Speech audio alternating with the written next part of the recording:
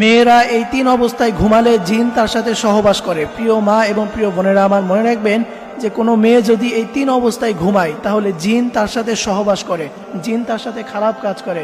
মনে রাখবেন আল্লাহ রসুল সাল্লাল্লাহু আলাইহি ওয়াসাল্লাম আমাদেরকে প্রত্যেকটা বিষয় আমাদেরকে শিক্ষা দিয়েছেন। একজন মানুষ তার ব্যক্তিগত লাইফ, তার সামাজিক লাইফ কিভাবে কাটাবে এবং সে কিভাবে চলবে, কিভাবে ঘুমাবে, এটাও আল্লাহ রসুল সাল্লাল্লাহু আলাইহি ওয়াসাল্লাম আমাদেরকে শিক্ষা দিয়েছেন। তবে মেয়েদেরকে এই তিন অবস্থায় ঘুমাতে নিষেধ করা হয়েছে। যদি কোনো মেয়ে এই তিন অবস্থায় ঘুমায় তাহলে জিন তার সাথে সহবাস করে, জিন তার সাথে অন্যায় কাজে লিপ্ত হয়ে যায়। প্রিয় মা এবং প্রিয় বোনেরা আমার, বিশেষ করে যুবতী বোনেরা যারা আছেন, আপনারা অবশ্যই এই বিষয়টি ভালো করে মনে রাখবেন। এক নাম্বার হচ্ছে কোনো মেয়ে যদি চিত হয়ে শুয়ে থাকে, যদি কোনো মেয়ে চিত হয়ে শুয়ে থাকে, প্রিয় বোনেরা আমার, কোনো মেয়ে যদি চিত হয়ে শুয়ে থাকে তাহলে আল্লাহ রাসূল সাল্লাল্লাহু আলাইহি ওয়াসাল্লাম এটা নিষেধ করে দিয়েছেন।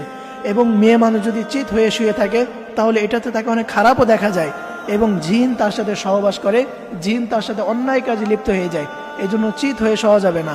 এবং দ্বিতীয় নাম্বারে, কোনো মেয়ে যদি বেশিরভাগ সময় নাপাকি অবস্থায় ঘুমায়, প্রিয় বোনেরা আমার, আপনি যদি সবসময় নাপাকি অবস্থায় থাকেন, অনেক বোনেরা আছেন যে সবসময় নাপাকি অবস্থায় থাকে এবং বেশিরভাগ সময় তারা নাপাকি অবস্থায় যদি ঘুমায় তাহলে ওই সময় জিন তার সাথে সহবাস করতে পারে, জিন তার সাথে অন্যায় কাজ করতে পারে। মনে রাখবেন ছেলেরা যখন ঘুমায় তাদের সাথে নাইট মেয়ার হয়, তাদের স্বপ্নদোষ হয়। এটা হয় যে জিন তাদের কাছে চলে আসে।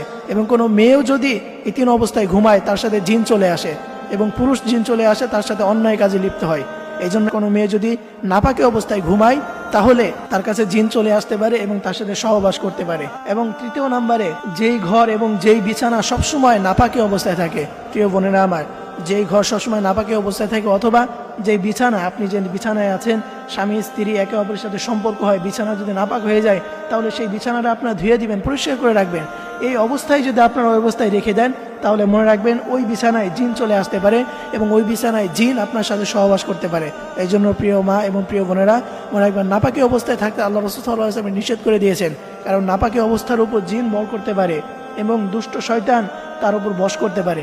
এই জন্য এই তিন অবস্থায়, এক নাম্বার মেয়ে যদি নাপাকি অবস্থায় ঘুমায়, দ্বিতীয় নাম্বার মেয়ে যদি চিত হয়ে ঘুমায়, এবং তৃতীয় নাম্বারে কোনো মেয়ে যদি নাপাকি বিছনায় ঘুমায় তাহলে জিন তার সাথে সহবাস করতে পারে, জিন তার কাছে অন্যায় করতে পারে। এই জন্য আমরা অবশ্যই এই তিনটি বিষয় এড়িয়ে চলবো।